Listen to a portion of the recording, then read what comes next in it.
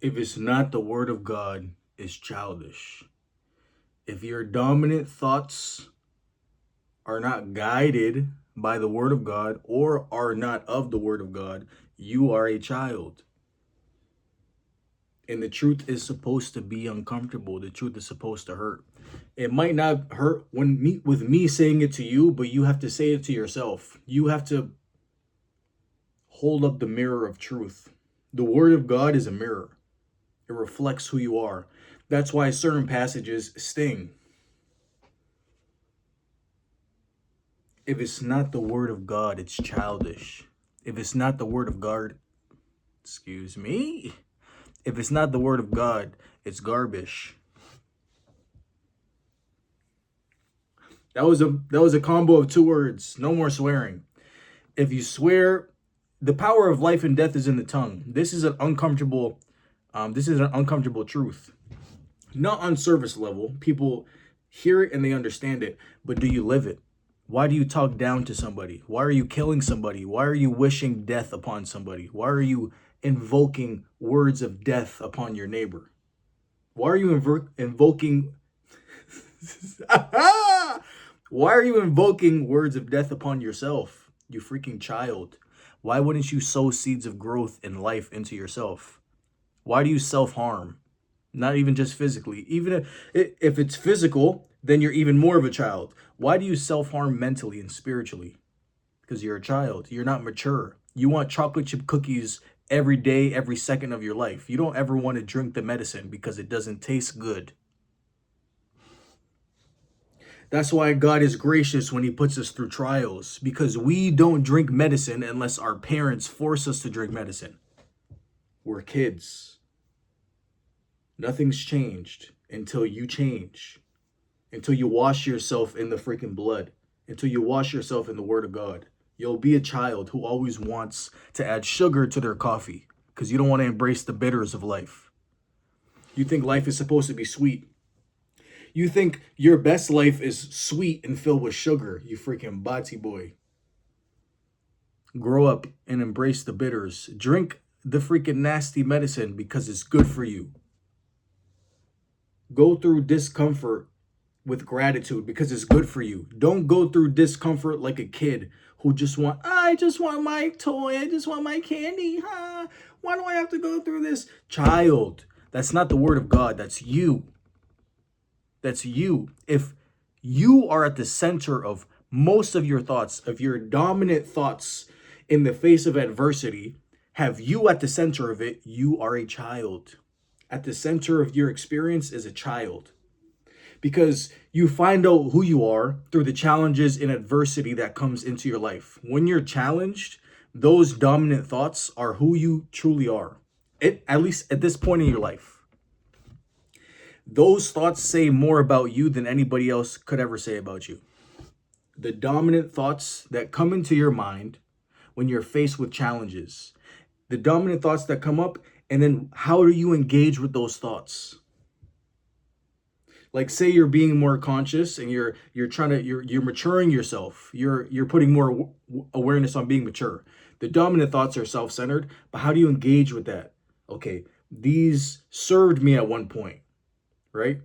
These thoughts served me at one point because at one point defense mechanisms were in alignment with my survival blueprint of life, the way that I navigated life, and the way that I interpreted my survival blueprint, my survival steps, the steps I needed to take in order to survive were defensive. That was my deduction. That was my conclusion. So survival meant defense. So defense mechanisms served you at one point. At one point, it served you. It served you to talk negative about other people, to judge other people when you see them, to talk negatively about yourself, to be able to stop yourself from doing certain things. Defense mechanisms, being on the defense, served you at one point. But now it's time to grow up, right? But you don't grow up by wrestling with your thoughts. You don't grow up by wishing these things to be taken away. God, take it away. Take it away from me, God. I don't want to take it away. I don't want it. You don't grow that way.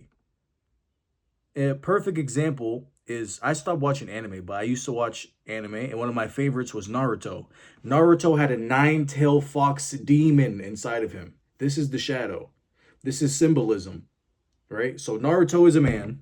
He's a boy actually, and he has a shadow. A shadow so freaking large that the whole village rejects him because of it, right? Nobody talks to him. Nobody plays with him because everybody knows his shadow. Everybody knows what's inside of him. Nine tail fox demon, Kurama. And Naruto ends up being the strongest in the village. He ends up being it's not shinobi, it's the freaking Hokage, which is like the most powerful ninja. He's the president. He's the dictator of the village, right? And you only get that by being the most powerful or something of the most powerful. How did he become the most powerful? He trained. And this is the major boost. He integrated Ninetales Kurama shadow. He integrated his shadow by befriending it, not by wrestling with it, not by just stay arm's distance away from me and I'm going to live my best life. If these aspects of myself just stay this far away from me, then I'll be able to live the life I want to live. No, that's why you're not living the life you want to live, because you're running from yourself and you'll never win that race. You'll just exhaust yourself and infinitely till infinitude. Those two words could have been said better. I didn't say them correctly, but you get the message. Naruto becomes more powerful than everybody else because he integrates Kurama, because he gives him a name, Kurama. Nobody called him Kurama besides Naruto, and he befriended him. He wanted to know about him. And what happens? Strength from the deepest recesses of his being well up and become his strength. Instead of, at first, it was a shadow who lived in him, and whenever Naruto was going to die and he was challenged, very much so, then the demon came through and gave him some power so he wouldn't die, because he's the vessel of the demon. The demon doesn't want to die either. And then later on, instead of just being a final last-ditch attempt to save his life, he befriends the demon. He befriends Kurama. No longer a demon, they become one, and he becomes infinitely more stronger because he became a man. He stopped running from himself. He stopped turning away from the thoughts that keep him up at night. If it's not the word of God, it's childish. There's not a single room in your mind that you should not be able to go into. If a certain thought comes up and you have to run away, it's because you're enslaved. You're shackled by that thought. You're shackled by that thinking pattern. You're running. Look at yourself. You're literally running. You have a thought and then you have to go do laundry and then you have to go eat chocolate chip cookies. You're enslaved. You're a slave because you're a child, because you're not free. Ultimately, because you're a child and you care about your self-centered thoughts over the word of God. You know what the word of God says? This is the practical side of it. The word of God says to count it all joy. When you're faced with various trials and tribulations, paraphrasing, when you're faced with various trials and tribulations, count it all joy because the testing of your faith produces patience. Count it all joy. It's not said as a feel-good thing, as a feel-good sentiment. It's said because you can do it. Count it all joy. There's no such thing as a thief of your joy. It only becomes a thief when you label it as such. There's no such thing as a thief. All of it are sources of joy. All of it is joy. Count it all joy. When you do the math of your situation, you just got repoed, your house just destroyed, all your family died. And this is very extreme because we have to go to the extreme end because everything afterwards is obviously the same thing. Family died just like Job. You had Job's life. You had everything and it all gets stripped away. Do the math. Okay, that happened. Plus joy is what it equates to. It equates to joy because God says it does. Whenever your mind and your heart is in opposition to the word of God, you are always wrong. You're never right. You're never right and God is wrong. Humble yourself. He says, count it all joy because it is all joy. And your perspective unlocks the life you're supposed to live. He gives you the blueprint. He gives, at the very least, we'll talk about it somewhat service level, but this is not service level interpretation, by the way. But we'll label it as such. He gives you the perspectives to live to live the best life. He gives you the blueprint, which are the perspectives that unlock that life. Count it all joy. Count it all joy. There's no such thing as a thief. You have this thought comes up. I can't have joy because I just thought about what happened when I was 5. I can't have joy because I thought about this one time I was in the classroom at 14. I can't have joy because this feeling in my heart is weighing on me. I can't have joy because I feel depressed. Count it all joy. You have to counteract the old program with the Word of God. The old program, your childish ways, wash it in the Word of God. Wash it in perspectives that branch from the Word of God. For example, you feel depressed, you feel heavy, weighed down. Tell yourself, remember, you're subconsciously, you're saying you cannot experience joy, you cannot have joy because this is happening right now. In the face of this heaviness, I can't have joy because of the heaviness. But you're the one who's saying you can't have joy. Beneath it all, even if you've never consciously said I can't have joy because I feel heavy, beneath it all, that program is running. I can't be joyous. I have to go with what this is telling me my situation is, instead of what the Word of God says my situation always is, because the Word of God never changes, but this heaviness will go away. The Word of God says, count it all joy. This heaviness is a source of joy because the Word of God says it is. If the Word of God says, count it all joy, this is joy. I just can't see it yet. This is a source of joy. This is a dragon. This is a dragon, a self-curated dragon, self-curated despair, self-curated heaviness. But that's what it's about. We have these dragons, and then we wash them in the Word of God, and they become our Kurama. King. Naruto Jutsu Tink. The ones who never watched anime won't get that reference, but the ones who have, it's gonna hit.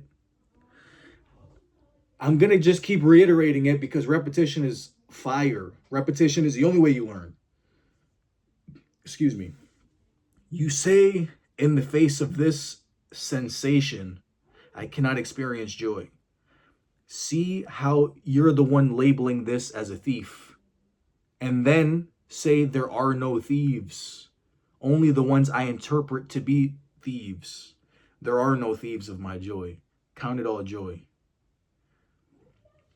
And then you're going to keep being challenged. The deeper you go with this, the bigger the dragon's going to get. Or the more exposed, the more that dragon is going to expose itself. Maybe not even a different one. Maybe it's just showing you a little bit of its claw. And then it starts showing you its body. And then it starts showing you its whole face. And then it starts showing you its wings.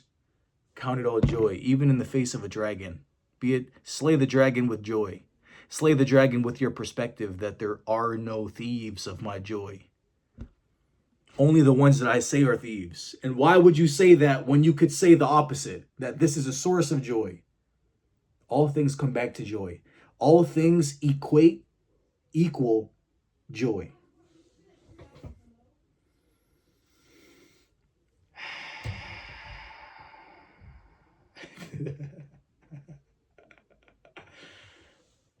I think there's more.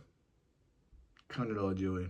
Count it all joy. Count it all joy, for the testing of your faith produces patience. Oh, to be patient. Oh, to be patient. The greatest virtue. Patience is a virtue. Alongside humility, the greatest virtue. Count it all joy. Count it all joy. Count it all joy. Count it all joy. Keep putting your mind and your eyes on the perspectives that God gave you. The perspectives that stem from the Word of God. Wash you from the inside. Wash you from the inside.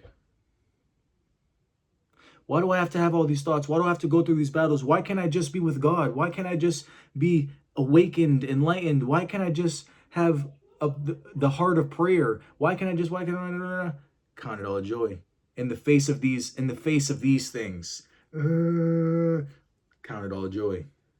In the face of douche, douche, douche, douche. Count it all joy. It all equals joy. You're just the one who's not seeing it. The everlasting Prince of Peace already told you what all of it equals. But you're making up your own formulas. That's why you keep getting the wrong quotients. You keep getting the wrong equals aim. Yeah. You keep getting the wrong answer. He already gave you the answer. He already gave you the formula. He gave you the equations, and you keep making up your own formulas, keep making up your own equations. These thoughts equal depression. These thoughts equal stress. This feeling in my heart equals depression, equals stress, equals anxiety. Is that what God told you? Or is that what you told yourself? Is that what society and the world told you? And the world told you? Is that what the flesh told you, or is that what God told you? It's the flesh. It's the world. It's the prince of darkness. It's you, it's your friends, it's your family, it's society, it's the collective mind that tells you that these things equal anything other than joy. It's childish. Even just saying childish over in your mind over and over again, washing yourself in that. Keeping your eyes and staying on guard for childish ways. Childish, childish, childish. Assume that everything that you think and everything that you feel is childish. If you're not 100% patient, if you're not 100% humble, if you don't exude the fruits of the Spirit, you're a child. Stay on guard. Childish, childish, childish, childish, childish. In order to be a man, you must acknowledge your childish ways. I think I'll leave it at that. Salud.